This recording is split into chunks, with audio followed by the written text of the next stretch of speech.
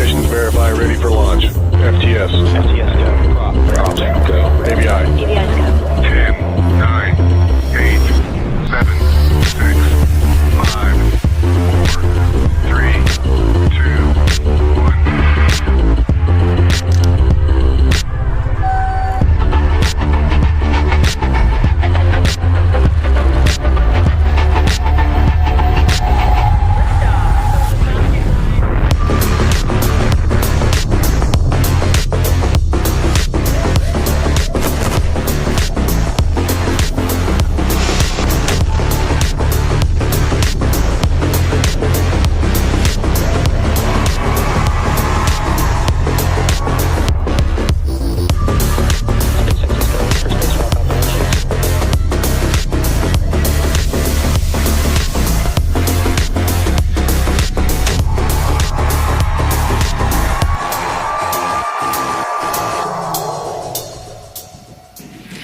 U.S. Space Force Colonel Nick Hague is your Crew 9 commander.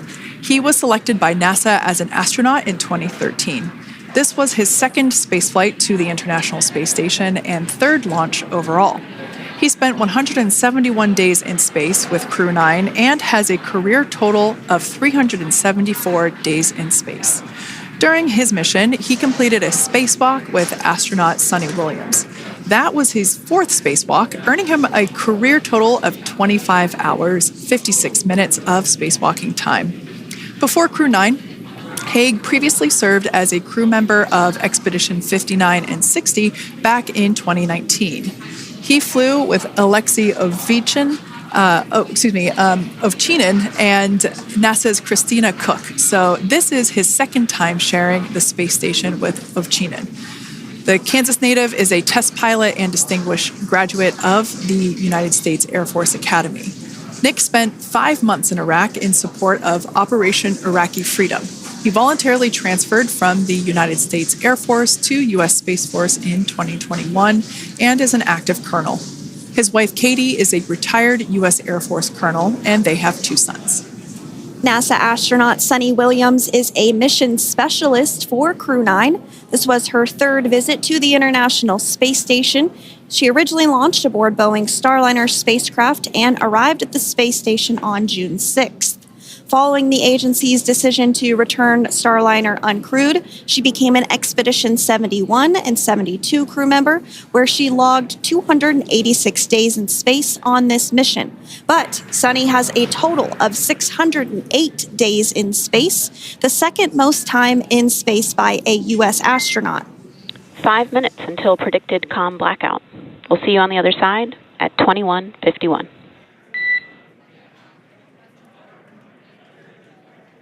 21:51. Talk to you soon. And with that call out from the crew operations resource engineer to Commander Nick Hague, letting them know that everything is looking good ahead of the loss of signal period. We will see the crew on the other side of the loss of signal period at 2:51 p.m. Pacific time this afternoon. Continuing on about Suni Williams, who has a total of 608 days in space, the second most time in space by a U.S. astronaut. Former NASA astronaut Peggy Whitson actually ranks first for the U.S. with 675 days in space.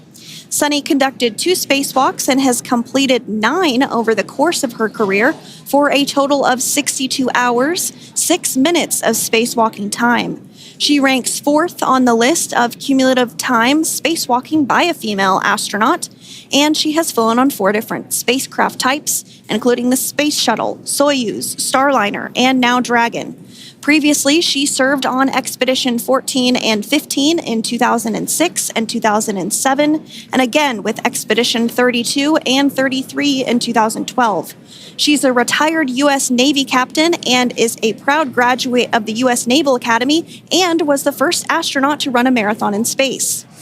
Pretty awesome stuff. Now, NASA astronaut Butch Wilmore is also serving as a mission specialist today. This is his 3rd spaceflight and, just like Suni, logged 286 days in space. He conducted 1 spacewalk and completed 5 over the course of his career, earning him a total spacewalking time of 21 hours and 2 minutes. He's flown on 4 different spacecraft types throughout his career: the Space Shuttle, Soyuz, Starliner, and now Dragon. Previously, the Mount Juliet, Tennessee native served on STS-129 in 2009 and Expedition 41 and 42 from 2014 to 2015. Wilmore is also a retired captain in the U.S. Navy.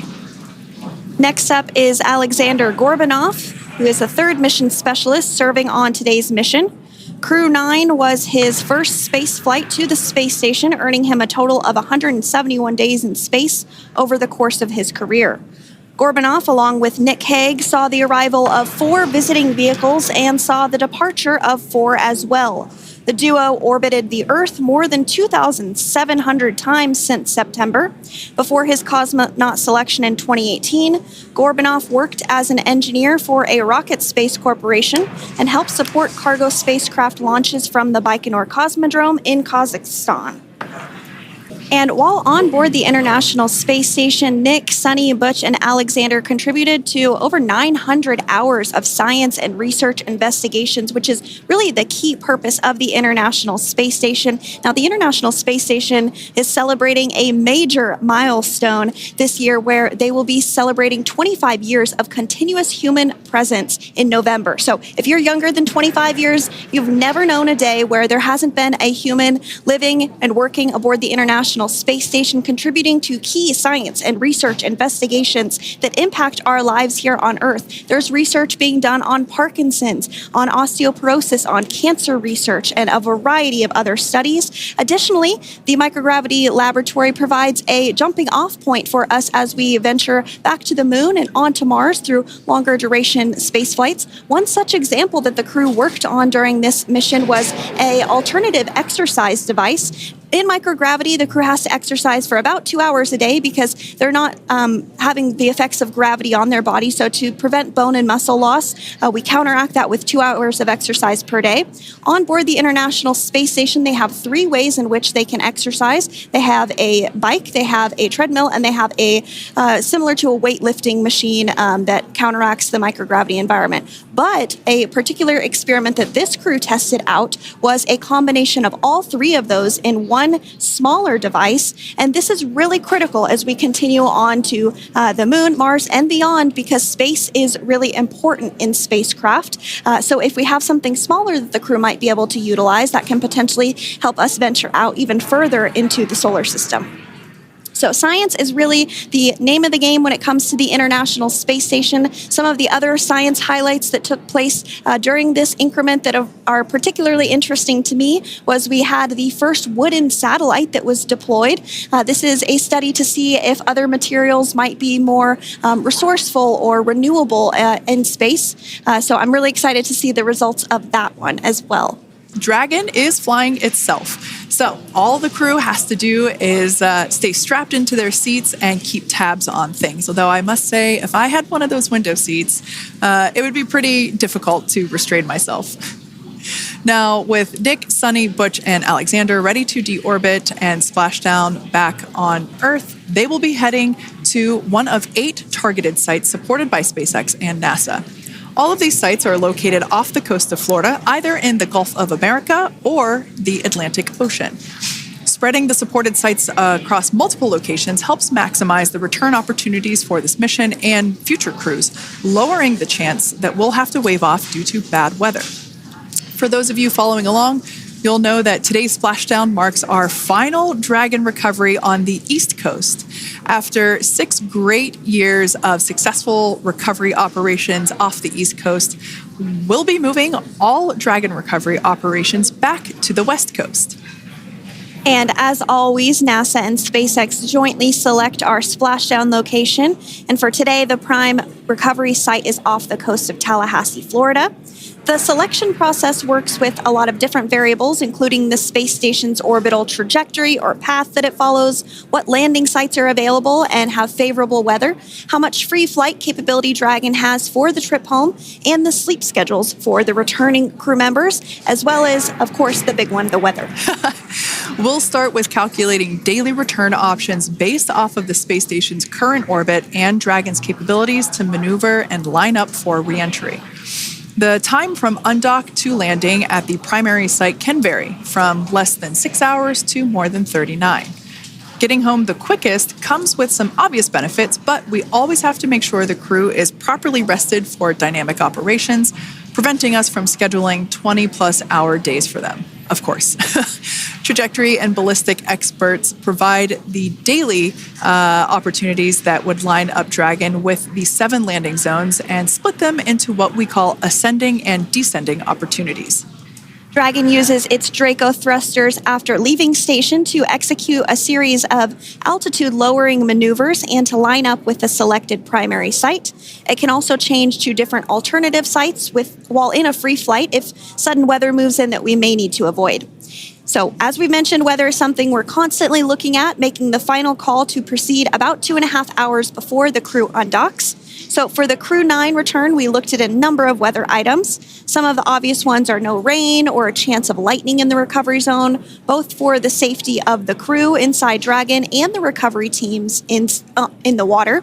And we're also looking for wind speeds to be less than 15 feet per second or about 10 miles per hour, and relatively calm seas so that we can safely execute recovery operations, which includes landing a helicopter on the recovery ship to fly Nick, Suni, Butch, and Alexander back to Florida.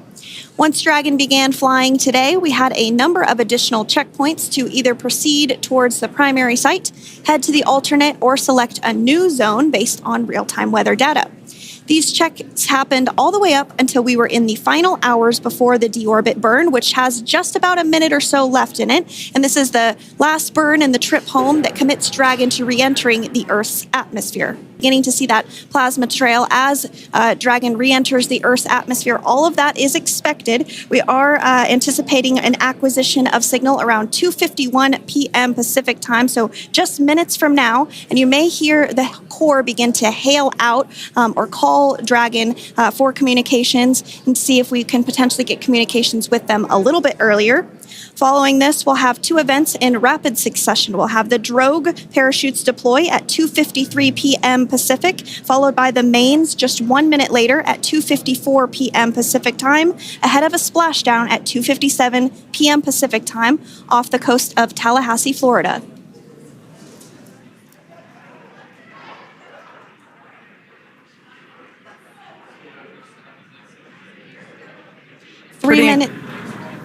Pretty incredible views of the Dragon spacecraft making its way home back to planet Earth with the Crew 9 astronauts on board.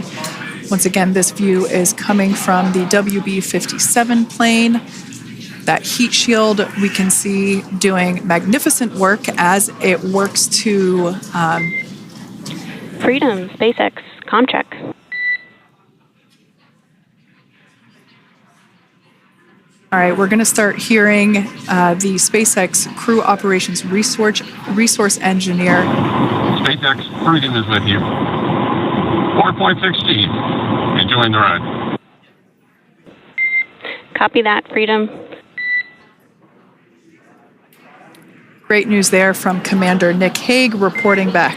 We see a healthy flight computer. Expect automated chute deployment. Freedom copies.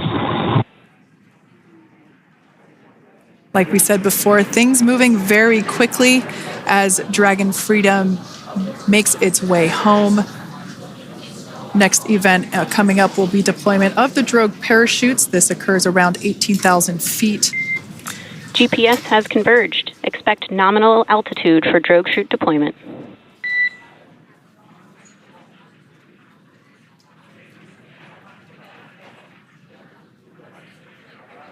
We're about 2 minutes away from deployment of those drogue parachutes.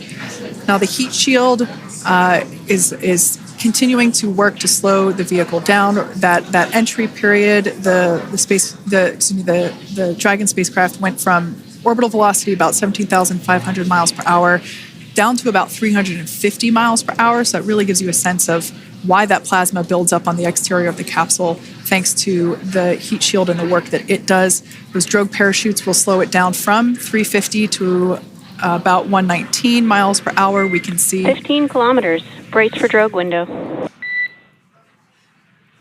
We can see seat rotation happening inside the capsule. Great to get those first views of our crew members. Once again, the capsules are going about 350 miles per hour when the drogues are deployed. Those drogue parachutes that we manufacture here in-house are going to slow the spacecraft down to 119 miles per hour. And that is when we will see the main parachutes deploy, and that occurs about 6,000 feet above the ocean's surface. And we are expecting drogue deployment at 2:53 p.m. Pacific, so we should see it any second now. And there you are getting a great view of Crew 9 inside Dragon Freedom as it returns back to Earth. We are awaiting the drogue deploys. This view coming from the WB-57 high altitude plane. And there you see it on your screen, drogue deployment. Drogue descent rate nominal. You can hear the crowd here. Visual on 2 healthy drogues. The crowd here very excited as Dragon Freedom continues to make its way back to planet Earth.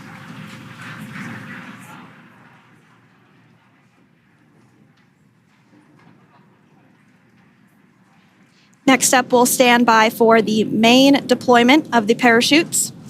The mains are quite a bit larger. You'll be able to notice the difference on your screen once they deploy, and they continue to ensure that the Dragon spacecraft slows down even further.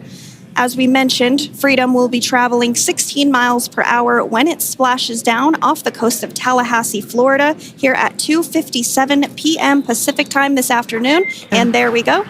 We have visual on 4 healthy mains. That view was from inside. Freedom copy.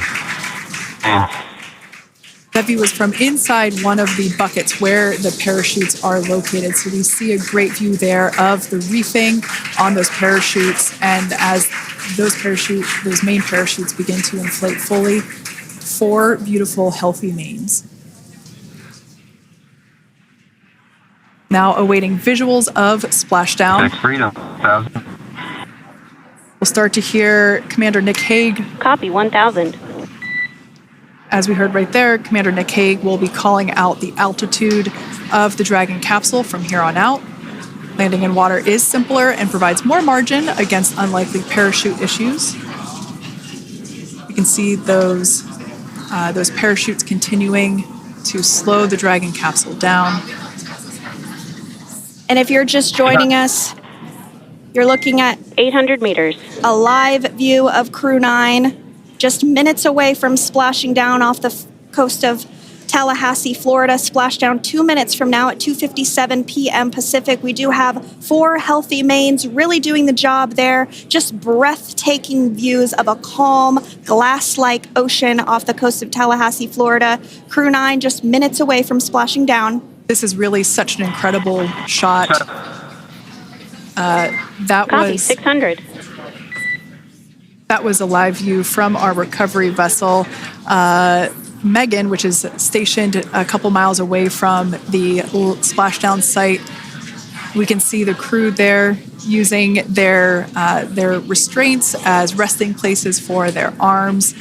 They were just in space moments ago, so their arms were able to float freely. 400 meters. This is a gorgeous bluebird day here that we have for the splashdown of Crew 9. It's incredible to think that the Dragon capsule just minutes ago was going over 17,000 miles per hour, and now gently coasting to a soft splashdown. 200. Copy 200 meters. Brace for splashdown.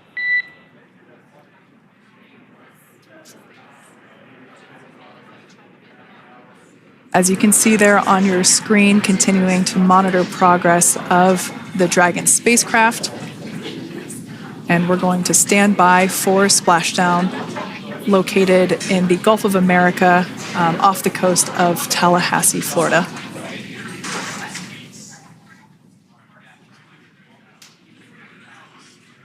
And splashdown. Crew 9 back on Earth.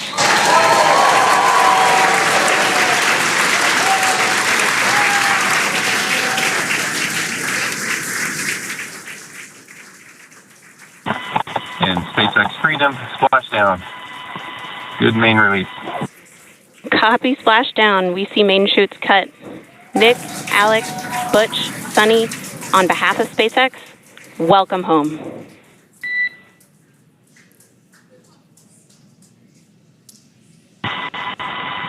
It is an amazing, what a ride.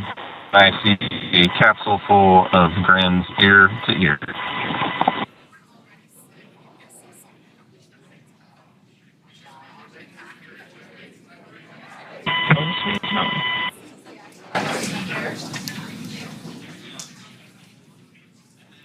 And as you can see on your screen, we have visual confirmation of splashdown. Dragon Freedom has returned home, and NASA astronauts. System safety verifications are in progress. We'll report back when recovery personnel are en route.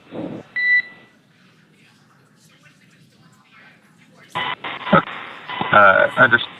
And, we're in section 2, 4.800 landing response. And looking for your word on if it is necessary. We can see those fast Freedom, boats. SpaceX is go for recovery personnel to approach. Expect personnel alongside in the next few minutes. Freedom copies.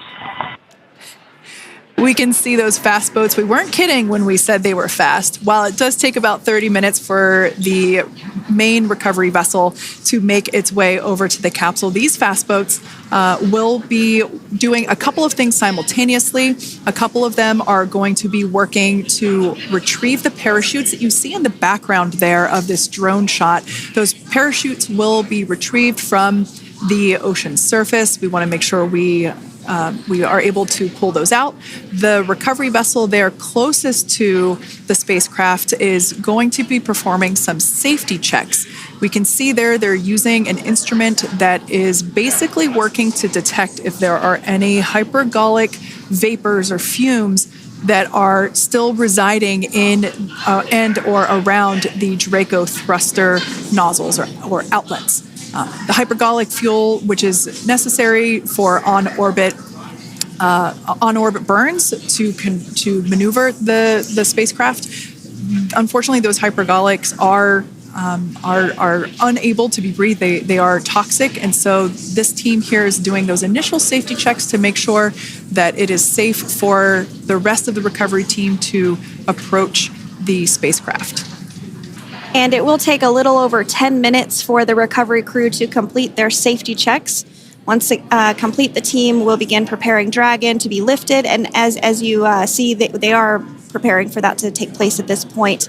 As part of the preparation for this lift, one member of the recovery team has climbed on top of the spacecraft already so they can attach Dragon's hoist rings and connect to the lifting lines.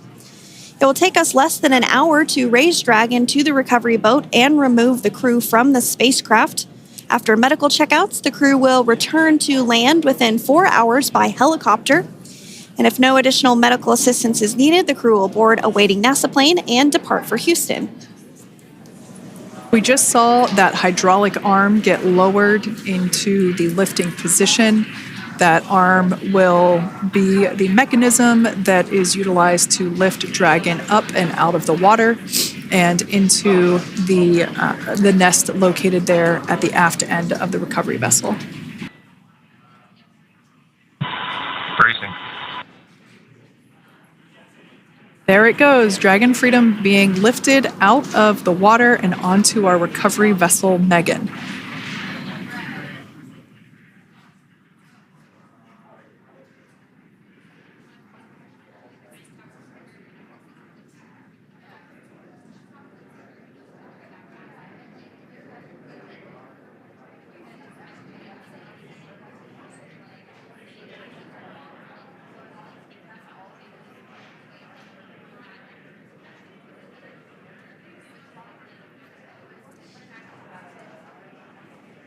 So once securely on...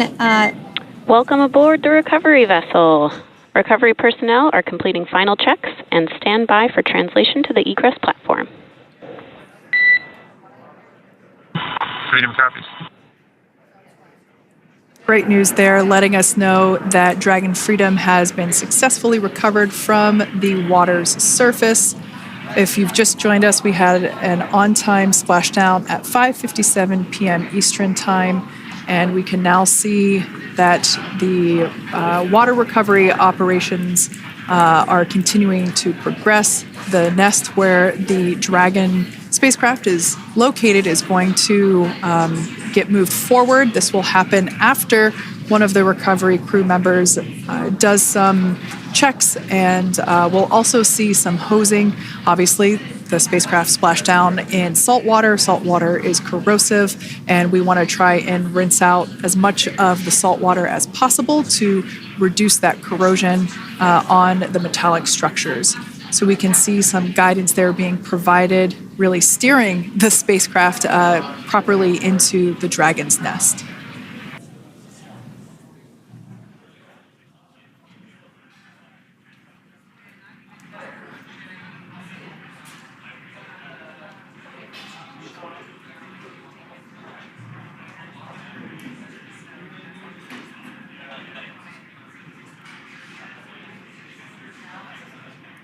We can see folks on board clapping as our first crew member. And that is NASA astronaut Nick Hague, commander of Crew 9, now out of Crew Dragon Freedom. Some smiles, thumbs up, and a wave. Can't get any better than that. Yeah, that is one happy camper, that's for sure. Next up, out of the capsule, we expect Roscosmos cosmonaut Alexander Grebenkin, his first space flight. Spent 171 days in space alongside NASA astronaut Nick Hague. Looks like we're getting some cheers and clapping on board as Alexander is slid down the little ramp and placed into the mobility aid. Once again, big smile.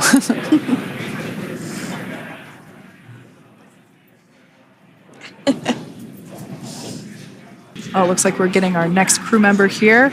That is none other than Suni Williams. Big smile, big waves. She, like her other crew members, now will be assisted onto the mobility aid.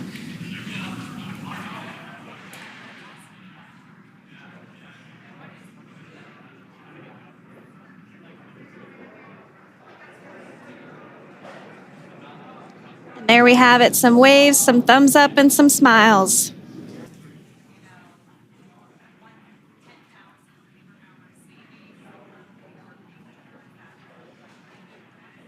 We're getting some views of him now as he egresses or exits the spacecraft.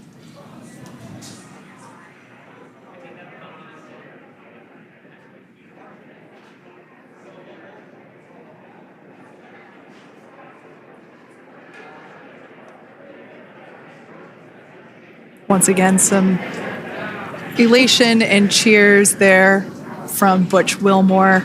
As we mentioned before, returning to Earth from coming from a microgravity environment can wreak havoc on the body. So it is customary and just standard procedure for all of our long-term space residents to get assistance once they are back on board the recovery vessel. And we'll continue to share the progress of Nick, Suni, Butch, and Alexander on social media as they travel back home.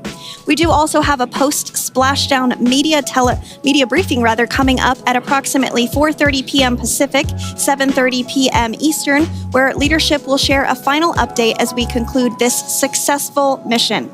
So, from all of us at NASA and SpaceX, welcome home, Crew 9. So long.